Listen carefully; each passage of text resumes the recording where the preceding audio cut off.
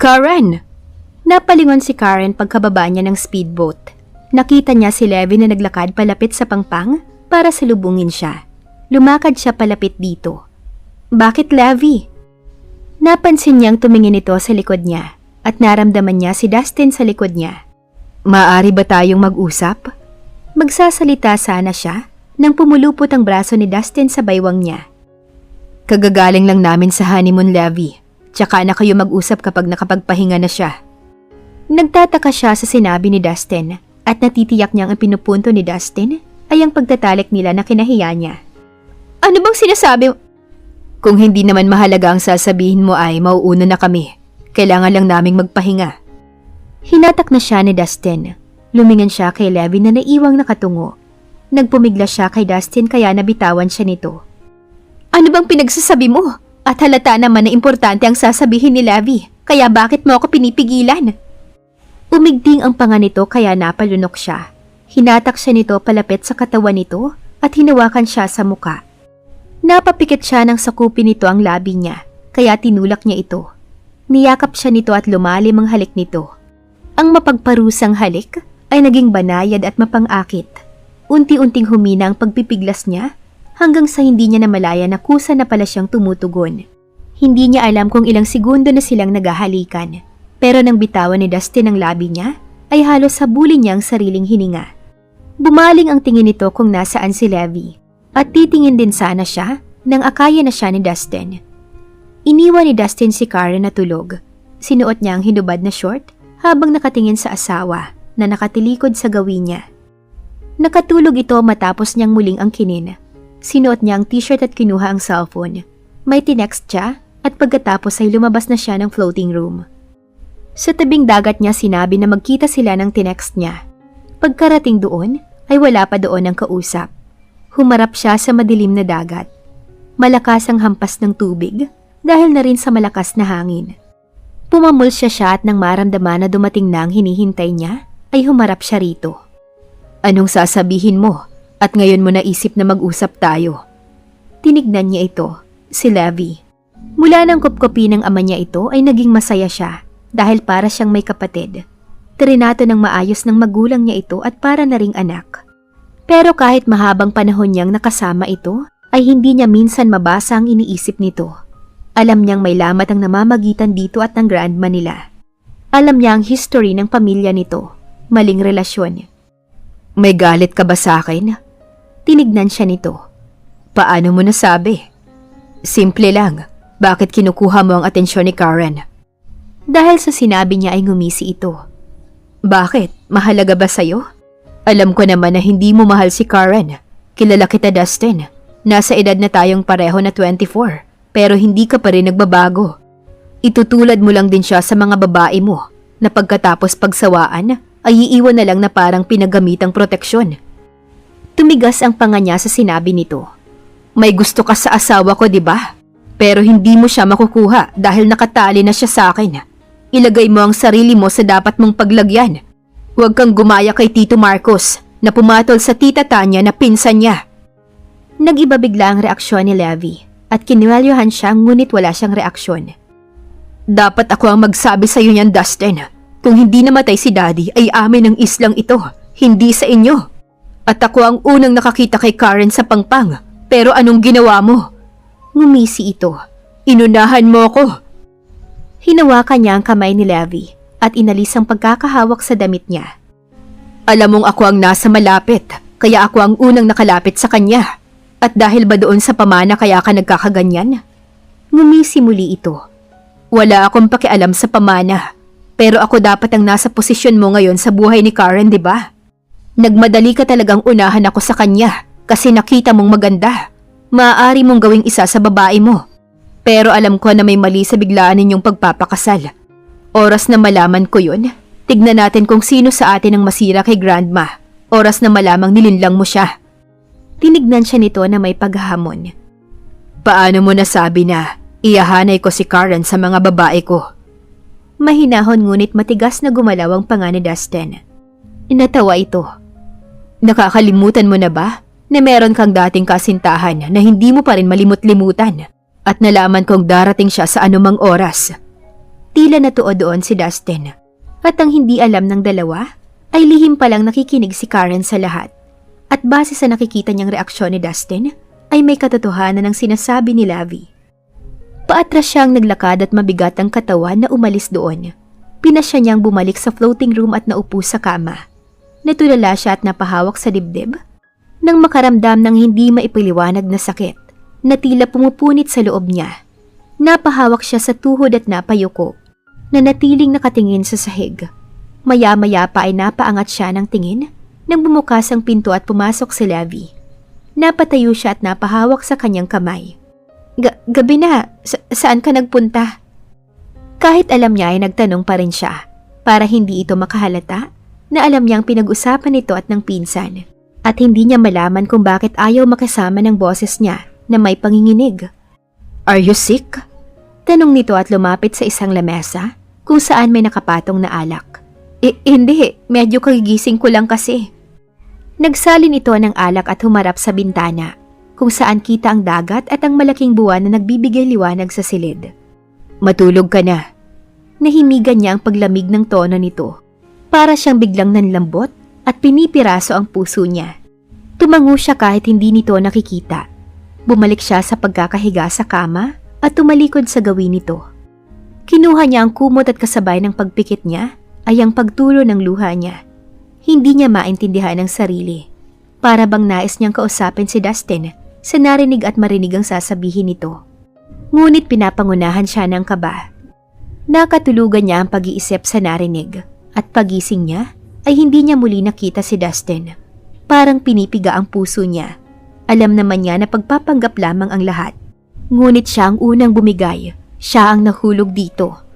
Bumangon siya ng higaan at inayos muna ito bago siya pumunta sa banyo para gawin ang morning ritual. Pagkatapos ay lumabas siya para hanapin si Dustin. Nakaramdam na rin siya ng gutom. Habang naglalakad siya sa dalampasigan para pumunta sa bahay ni Manang Marina, ay nakarinig siya ng sigawan. Napahinto siya nang makita si Dustin kasama ng mga barkada nito maliban kay Levi na nagkakararahan sa dagat. Hindi man lang siya ginising nito at inuna pa ang laro. Hindi niya tuloy mapigilang mag-isip na isip bata pa ang binata. Naisipan niyang maupo muna sa isang sun lounger at pinanood sila Dustin. Nakapokus ang tingin niya sa binata. Kung may makakakita ay sasabihin puno ng paghanga ang mga mata niya dito. Hindi kasi nababawasan ang kakisigang taglay nito. Ang medyo may kahaba ang buhok nito na nakapusod sa kalahati ay nagpapakita kung gaano kaastig si Dustin. Isabay pa na may eye patch ito. Nakasando lang din itong itim habang naka-summer short. Kumikislap naman ang kulay ng balat nito dahil sa araw.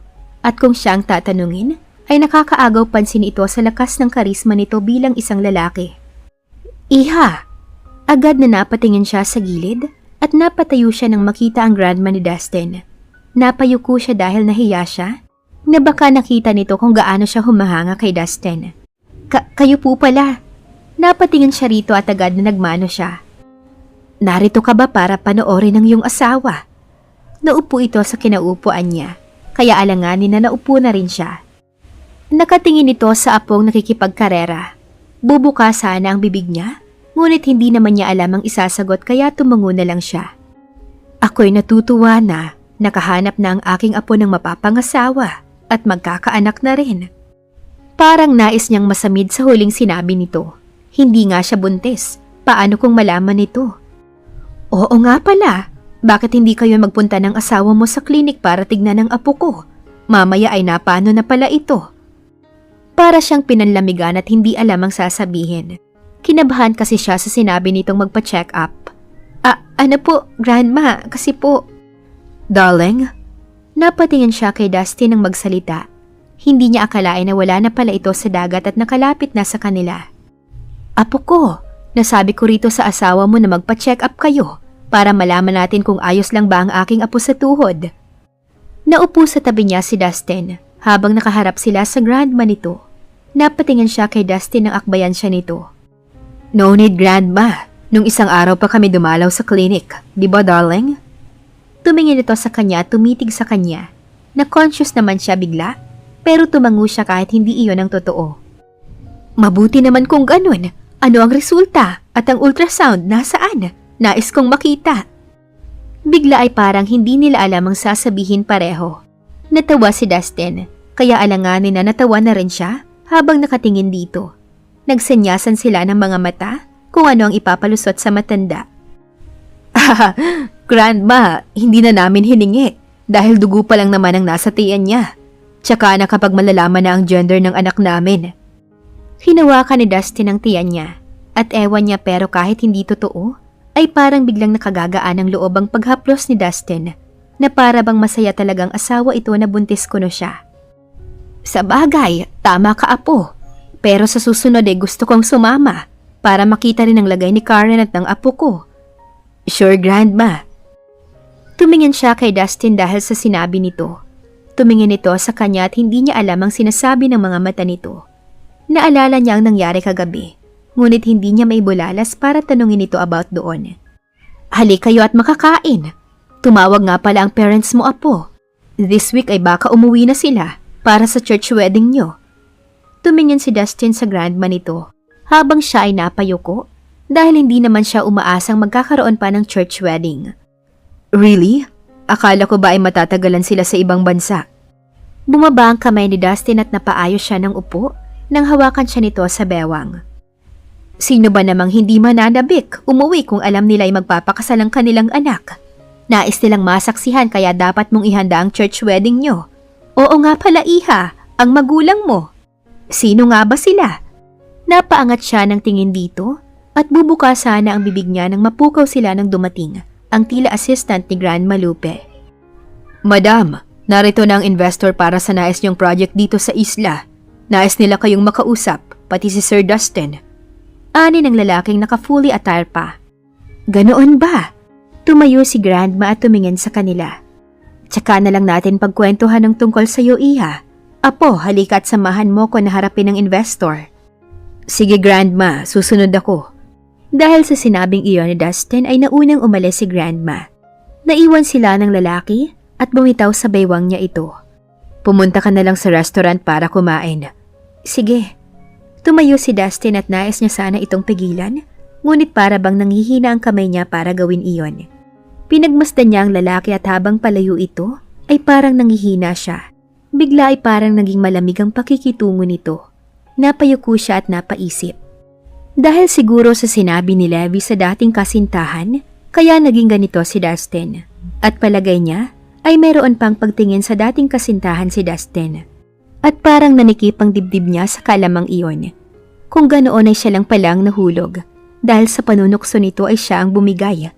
Alam na niya ang nararamdaman sa lalaki, pero ito ay walang sinasabi.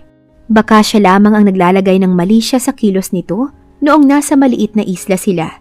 Dapat hindi niya nilagyan ng emosyon iyon. Ngayon ay siya lamang ang talo. At ang masakit pa, dahil binigay niya rito ang katawan, kahit na hindi naman talaga sila mag-asawa o magkasintahan.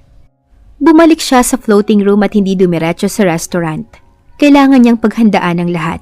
Baka biglang dumating ang kasintahan nito noon at ayaw niyang makita na totoo ang naisip niyang damdamin pa rin ni Dustin. Nagpuna siya ng luha at napatingin sa kaunting damit na inimpake niya. Tinago niya muna ito sa ilalim ng closet at sinara ang pinto. Lumabas siya ng walk-in closet nito at nahiga sa kama.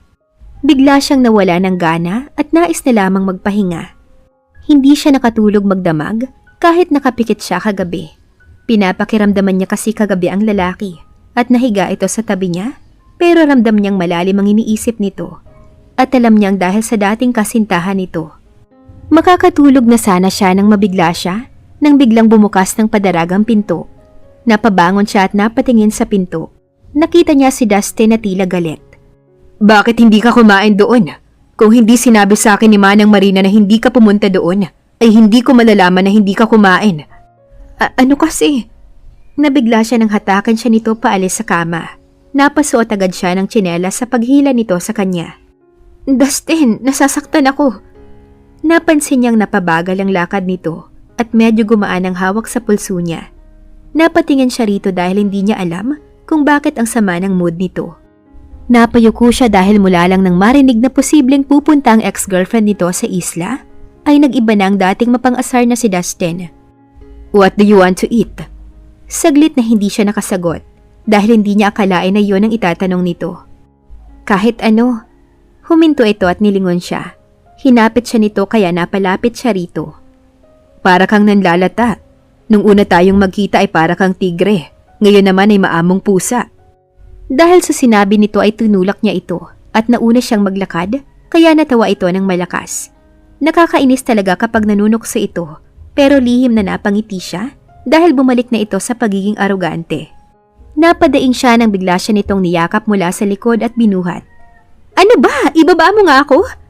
Nasa harap na sila ng restaurant at may mga napatingin sa kanila dahil sa sigaw niya. Tumawa lang ito at binuhat siya hanggang sa makaakyat sa restaurant. Binaba din siya nito pagkapasok. Sinamaan niya ito ng tingin kaya ngumisi lang ito. Inaya na siya nito sa isang lamesa at may nakahanda ng pagkain pagkaupo nila. Naging maganda at para sa kanya ay masaya ang pagkain nila. Ngunit sandali lang iyon dahil biglang dumating ang mga kaibigan nito. Dustin, kailangan mong magpunta sa maliit na isla. Naroon si Sabrina. Napahinto sa pagsasalita si Lupi nang mapatingin sa kanya. Kaya binulong na lang nito kay Dustin ang sasabihin. Kaya napatingin na lang siya sa pagkain. Pakiramdam niya ay parang ayaw ng mga kaibigan ni Dustin na malaman niya kung anong meron sa nabanggit nito. Napatingin siya kay Dustin na biglang tumayo. Tumingin ito sa kanya. I'm done. Magkita na lang tayo sa floating room. Umalis na ito kasama ang mga kaibigan nito. Napahinga siya ng malalim at nawalan siya ng ganang kumain. Tatayo na sana siya nang mapatingin sa cellphone ni Dustin. Agad na dinampot niya ito at tumayo siya at umalis ng restaurant para habulin sila Dustin. Pagdating niya sa dalampasigan ay napahinto siya habang natatanaw sila Dustin na malayo na habang sakay ng kanya-kanyang speedboat. Hindi mo na siya naabutan. Napalingon siya at nakita si Lavi. Huminto ito sa tabi niya habang nakatanaw rin kila Dustin. Naiwan niya tong cellphone niya. Naiwan niya ang cellphone niya o iniwan ka niya para puntahan ang una niyang minahal? Para siyang natigilan at hindi makapagsalita. Napayuko siya dahil tama ito. Iniwan siya nito para puntahan ng isang babae. At obvious na dati nitong kasintahan niyon. Sino ba yung Sabrina? Napahinga ng malalim si Levi. His ex-girlfriend. Mahal na mahal ni Dustin si Sabrina. Pero itong si Sabrina ay umalis matapos makita ang mata ni Dustin. Kaya si Dustin ay palagi nang may kasamang babae. Magmula nang iwan siya ni Sabrina. Hindi ko alam kung bakit pa ito bumalik. Pero sa kinikilos ni Dustin ay tila meron pa rin siyang pagtingin kay Sabrina. Napayuko siya lalo dahil sa pagbabadya ng luha niya na bumagsak. Hinawakan siya ni Levi sa balikat at hinarap siya nito rito. Levi, maaari mo ba akong tulungan na makahanap ng bangka? Gusto ko nang umuwi sa amin, please. Hindi mo na kailangan magmakaawa, Karen. Tutulungan kita. Napahikbi siya bago siya tuluyang yakapin ni Levi para damayan.